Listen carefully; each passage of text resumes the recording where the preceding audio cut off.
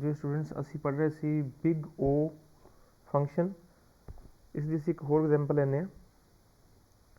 Suppose P N is equal to A not plus A one N plus A two N square plus N so on A M N raise to power M.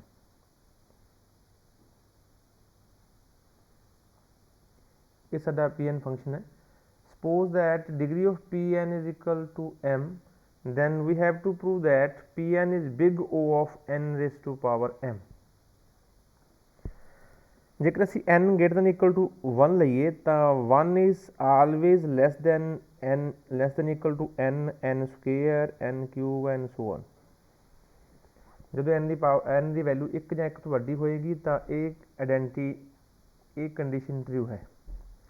No absolute value of Pn will be equal to modulus of a naught plus a1 plus a1n plus a2n square plus and so on am n raised to power m।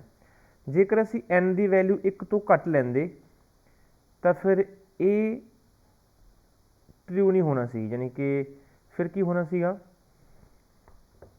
if n is less than 1 then 1 is greater than equal to n is greater than equal to n square is greater than equal to n cube and so on। ਤਾਂ ਜਿਸ ਤਰ੍ਹਾਂ ਫਿਰ n ਦੀ power increase ਹੁੰਦੀ ਜਾਂਦੀ ਉਸ ਦੀ value ਜਿਹੜੀ ਹੈ ਉਹ ਡਿਕਰੀਜ਼ ਹੋਣੀ ਸੀ, ਬਟ ਹੁਣ ਕੀ ਹੈ ਕਿਉਂਕਿ n ਦੀ ਵੈਲਿਊ 1 ਤੋਂ ਵੱਡੀ ਲੈ ਰਿਹਾ, ਇਸ ਕਰਕੇ ਜਿਵੇਂ ਜਿਵੇਂ n ਦੀ ਪਾਵਰ ਇਨਕਰੀਜ਼ ਕਰੇਗੀ ਉਸ ਦੀ ਵੈਲਿਊ ਵੀ ਇਨਕਰੀਜ਼ ਕਰੇਗੀ।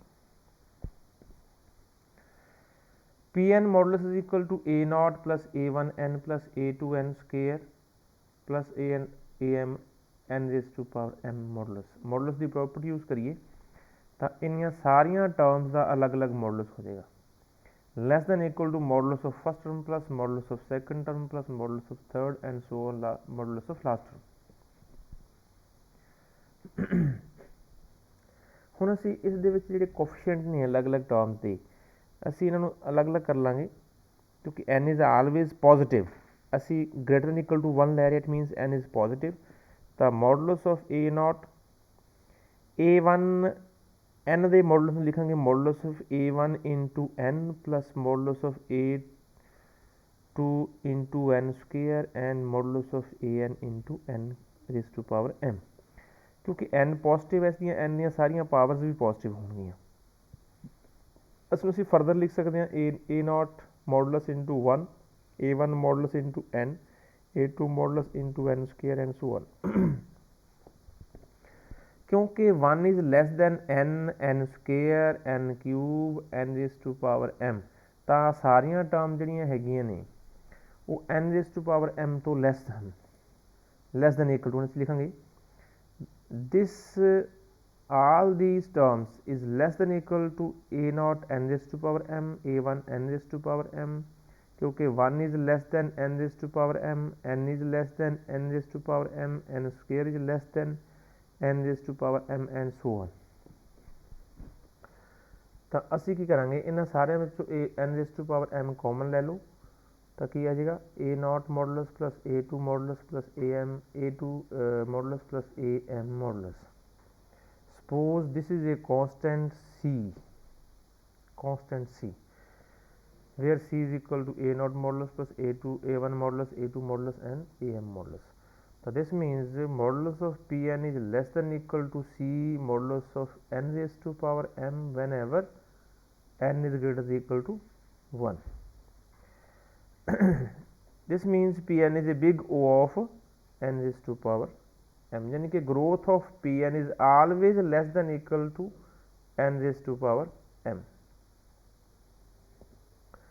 ਹੁਣ ਅਸੀਂ बिग O नोटेशन फाइंड करना है n फैक्टोरियल ते log of n फैक्टोरियल ਦਾ।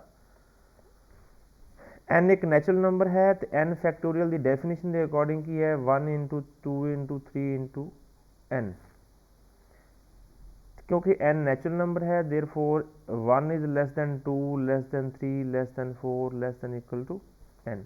तो n फैक्टोरियल में आप लिखांगे 1 into 2 into 3 into n all these terms यानी कि 1 2 3 is always less than equal to n, तो लिखेंगे less than equal to n into n into n into n times. तो n into n times होएगा n raise to power n, तो n factorial modulus is less than equal to n raise to power n। इसमें लिख सकते हैं n factorial modulus is less than equal to 1 into n raise to power n for n is greater than equal to 1। तो ये साढ़े कोल c की value आ गई, c साढ़े कोल 1 आया, तो m की वैल्यू भी साढ़े कोल 1 है। तो for m equal to 1 c equal to 1 n factorial is big O of n raised to power n। ਹੁਣ log of n factorial ਦੀ ਗੱਲ ਕਰੀਏ ਤਾਂ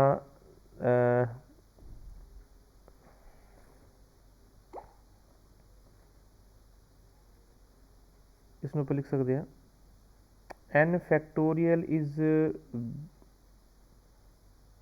is less than equal to 1 into n raised to power n, the log of n factorial will be less than equal to 1 into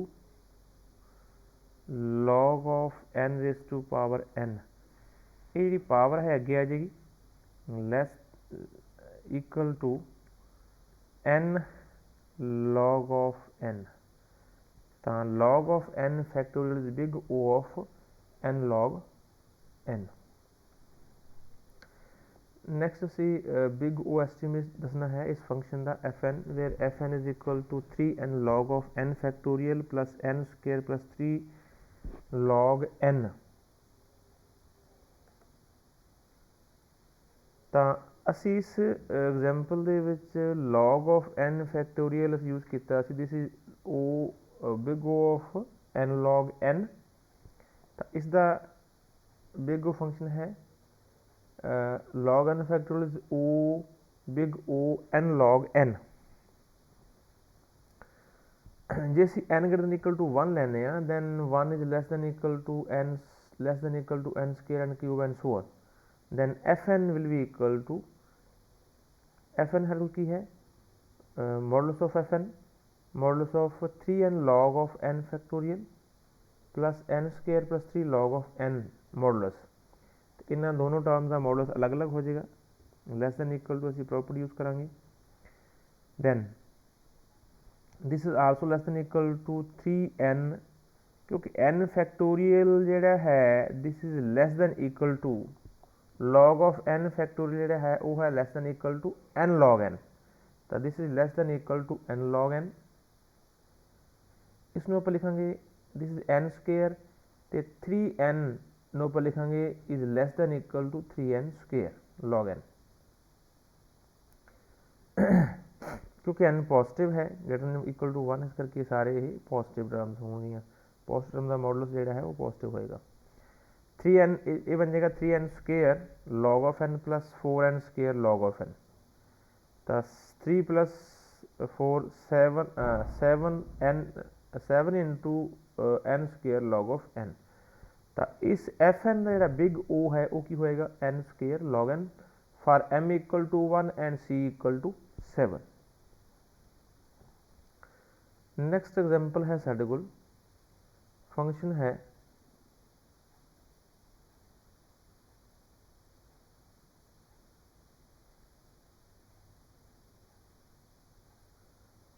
fx is equal to 8x cube plus 5x square plus 7, ये big omega है where gx is equal to x cube.